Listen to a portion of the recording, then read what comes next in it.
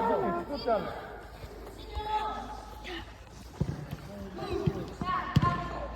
Hai, îi faci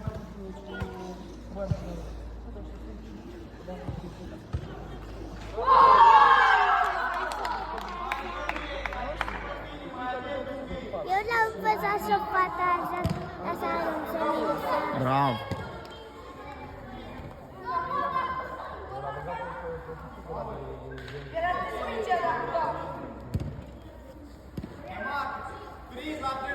Stai lângă mine. Păi stai mă să-l văd și eu cum joacă, că nu m-am mutat deloc. Mai mult am stat cu tine. Hai, tac. Hai, tac, bravo. Hai, tot, vine la tine. Haide, mă.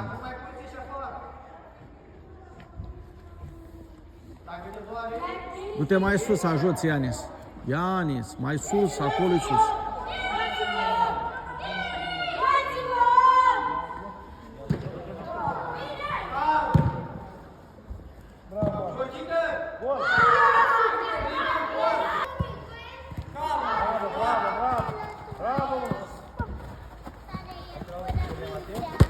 Da, stai aici.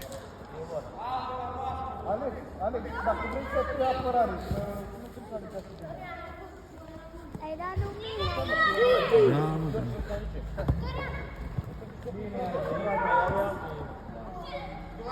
Hai protejat copii! Ține-o la ai tăi! Bravo! Și în fața porții te duci! Bravo!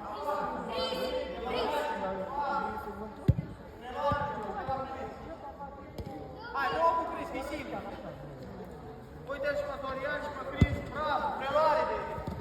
Și pas! Bravo!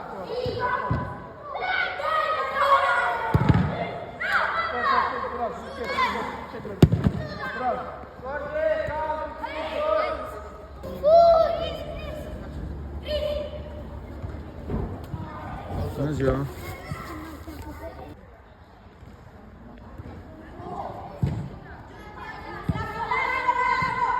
Da, stai lângă mine să nu te lovească.